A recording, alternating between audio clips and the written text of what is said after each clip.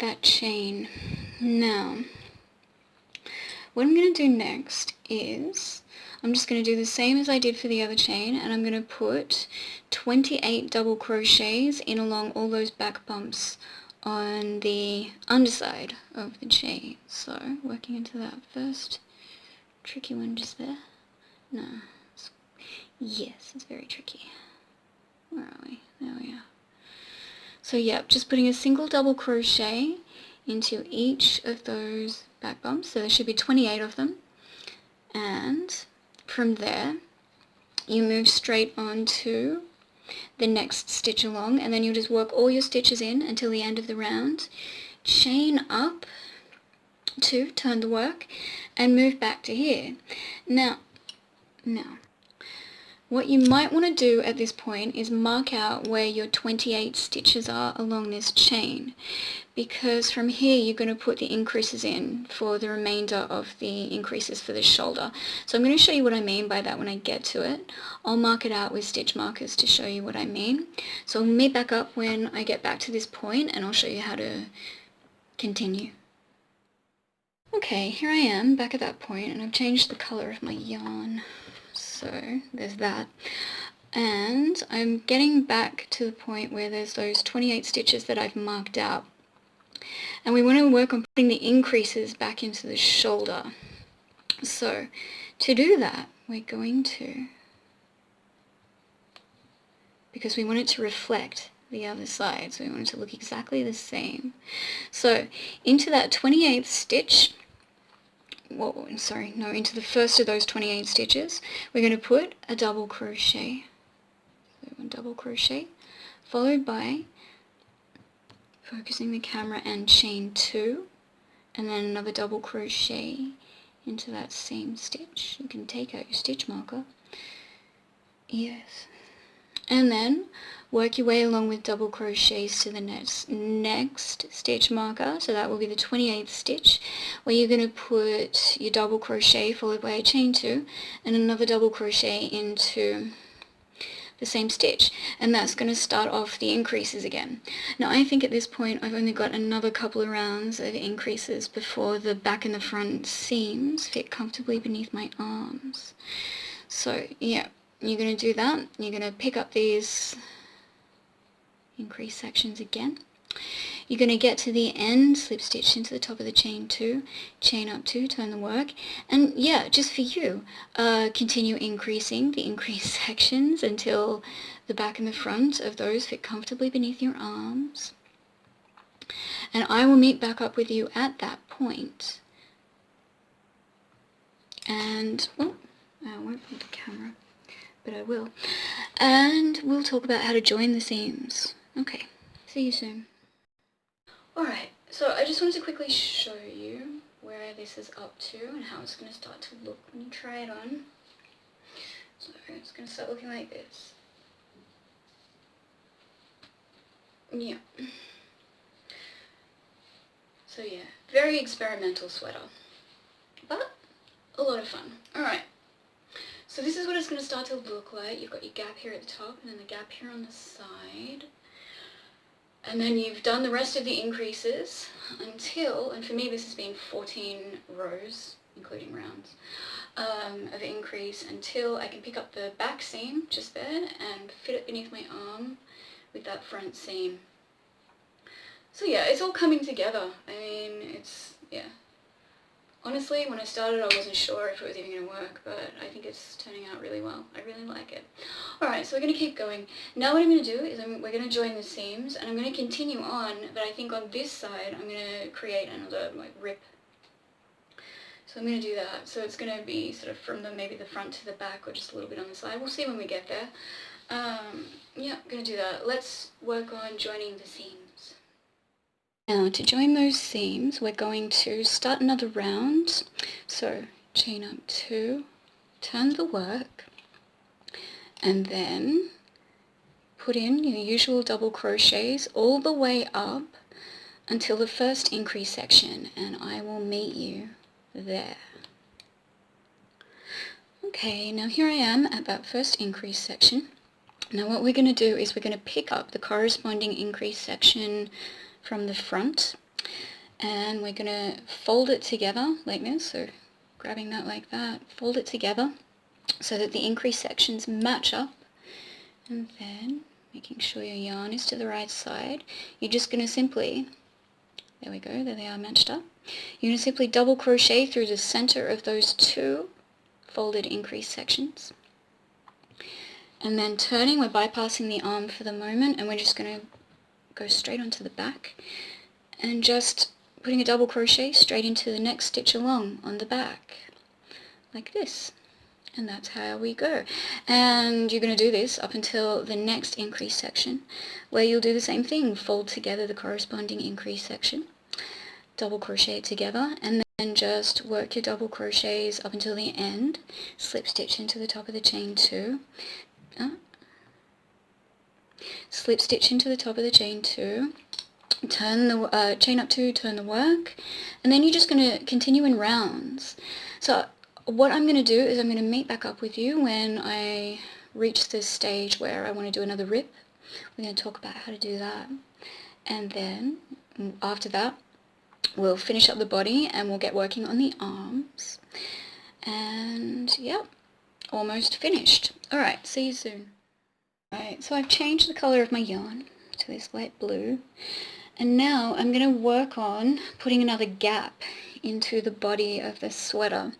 So to do that, I'm going to chain up 2, I'm going to turn the work to start another round, and then, so what I'm doing is I've got 94 stitches around, so I'm halving that, and I'm going to use half of that area to do a gap. So half of that being 47, what I'm going to do is I've chained up 2, turned the work, and I'm going to put a double crochet into the first stitch, so obviously skipping that one right beneath the chain, double crochet into the first stitch, and then I'm going to chain 46 and count along 46 stitches and skip those, and then double crochet into the stitch after that. So I'll meet you once I've chained 46. Okay, now here I am, and I've chained 46, and I've counted along where the gap of 46 stitches is going to be, and then this being the next stitch along, I'm just going to yarn over and double crochet into that stitch. So just like this, double crochet. There we go, and there is the gap. Right, now all we do is we put in a double crochet all the way around till we get to the end, and then we slip stitch into the top of the chain 2, chain up 2, turn the work, and double crochet back in the other direction until you get to this chain, and then I think you know where to go from there. You just, well, what I'm doing, also you don't have to do it, you can work into like the V part of the stitch, but you just work your 46 double crochets into the back bump of that chain, back to the beginning, double crochet into the last stitch, slip stitch into the top of the chain 2, turn the work, no, chain up 2, turn the work, I keep saying that, chain up 2, turn the work, and then, yep, all you're going to do from there is continue to grow the length of the sweater to the length that you want it to be. And then, after we've done that, we're going to meet back up, and I'm going to talk about how to work on the sleeves. So, also just bearing in mind, you can put the ripped effect, or you can put the gaps anywhere you want in the sweater. What I've done with mine is I've just, this rip in the body lines up, if you want to say it like that, lines up with my first gap. So the first gap that we started at the top, so I'm sort of alternating from side to side with the rips. So the first one was on this side, then the second one, which is a bit further down on the shoulder, was on this side, and now the gap is going to be on this side again. So yeah, just wanted you to know that, but you don't have to do it like that, so you don't have to do it at all. But yeah, okay, so we'll grow the length of our bodies, and we'll meet back up, and we'll talk about how to do the sleeves. Alright, now that I've finished the body of the sweater, I'm going to start work on the arms. And to do that, what we do is we go back to one of the sleeves, find one of the sleeves, and back to the 2 increased sections that we joined together, so they're just there. And we're going to stick our hook through those increased sections.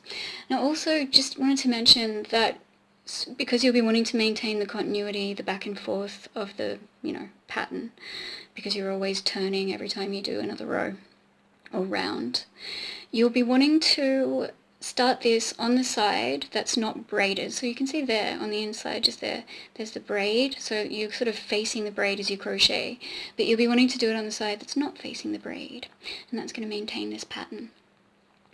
Okay, so yes, we've stuck our hook through those increased sections. Now we're going to take a fresh piece of yarn and we're going to make a slip knot, and then adjusting the knot to the hook, we're going to adjust it. Don't adjust it too tight. Pull it through first, and then adjust it so that it's kind of loose, so that it fits around both of those increased sections. So do that, and then straight from there, straight from where you've pulled that through, chain up 2. So just like that, you've pulled it through and you're chaining up 2. Now from there, you're going to simply go into the next stitch along on the sleeve, double crochet, and then just double crochets all the way around till you get to the end.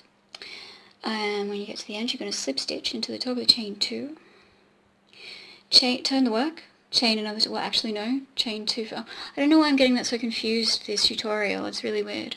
So you're going to chain 2, turn the work, double crochets back in the other direction, so it's pretty much the same as the body, you're just growing the length of the sleeve until you're happy with what it is.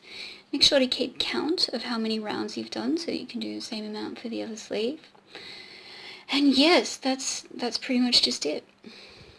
Yeah, just growing the length of your sleeve there. Can't even talk properly. Growing the length of your sleeves, and then you'll be finished. So yes, I'm going to finish my sleeves. I will let you go away and finish your sleeves too. And then once we're finished, we'll come back, we'll try on our sweaters, we'll see how they look. I think they're going to look pretty good. I've already been trying mine on and I'm quite happy with the way it's turning out. So yeah, it's also giving me ideas for future projects. It is a fairly experimental project, but not bad at all. I like it. Alright, so let's go away, let's do our things, and then we'll meet again shortly, of course, and then, yeah, see you soon. Okay, so here is the finished sweater.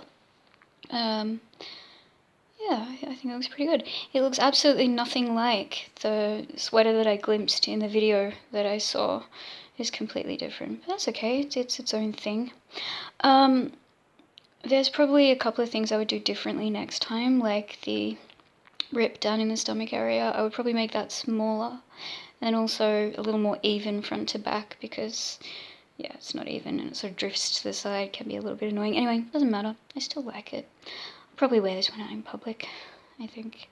Yeah, so I hope you've enjoyed this tutorial, and if you make it, I hope you enjoy the sweater, and I will see you soon.